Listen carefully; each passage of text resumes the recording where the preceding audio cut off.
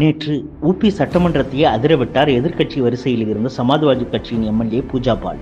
Vision document 2047 என்ற தீர்மானத்தின் மீதான விவாதம் தொடர்ந்து 24 மணி நேரம் உத்தரப்பிரதேச சட்டசபையில் நடந்தது. இந்த விவாதத்தின் போது பேசிய பூஜா பால், என்னை போன்ற நூற்றுக்கணக்கான பெண்களுக்கு நீதியை வழங்கியுள்ளார் யோகி ஆதித்யநாத். ஜீரோ டாலரன்ஸ் என்பதான அநீதிக்கு எதிரான சகிப்பு தன்மையற்ற சட்டம் ஒழுங்கை நிலைநாட்டும் செயல்பாட்டால் அதிக் அகமது என்ற ரவுடியின் கதையை முடித்தது மூலம் நீதியை நிலைநிறுத்தியுள்ளார் யோகிஜி. எனது கணவரை கொன்றவர்கள் யார் என்று இங்குள்ள அனைவருக்கும் தெரியும். எனது அபய குரலை யாருமே செவிமடிக்காத போது எனக்கு சரியான நீதியை வழங்கிய முதல்வர் யோகி ஆதித்யநாத் அவர்களுக்கு நன்றியை தெரிவித்துக் கொள்கிறேன். என்னை போன்ற பலருக்கும் சமநீதியை வழங்கியதால் இன்று பிரயாக்ராஜில் உள்ள பெண்கள் மிகப்பெரிய நம்பிக்கைக்குரிய பாத்திரமாக யோகிஜியை பார்க்கின்றனர். அதிக் அகமது என்ற கொடூர ரவுடிக்கு எதிரான எனது போராட்டத்தில் யாருமே துணையாக நிற்காமல் உதாசீனப்படுத்தப்பட்டு மனம் வெதும்பி நிராதரவாய் நின்றபோது எனக்கு நீதி வழங்கியவர் யோகிஜி என புகழ்ந்துள்ளார் சமாஜ்வாதி கட்சியின் எம்எல்ஏ.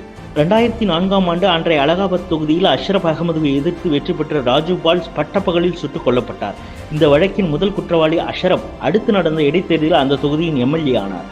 2007ஆம் ஆண்டு நடந்த தேர்தலில் அஷ்ரப்பை மண்ணை கவ வைத்தவர்தான் இந்த பூஜா பால்.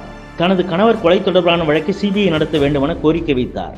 அடுத்து நடந்த 2022 சட்டமன்ற தேர்தலில் சமாஜ்வாதி கட்சியின் சாயில் தொகுதி வேட்பாளராக போட்டியிட்டு வெற்றி பெற்று இப்போது சட்டமன்ற உறுப்பினராக பணியாற்றி வருகிறார். நடந்து முடிந்த மகா கும்பமேளாவின் போது பிரயாக்ராஜ் வந்திருந்த மோடியை சந்தித்து வாழ்த்து பெற்றவர் பூஜா பால். ராஜ்யசபா தேர்தலின் போது பாஜகவிற்கு ஆதரவாக வாக்களித்தார் என்பது குறிப்பிடத்தக்கது.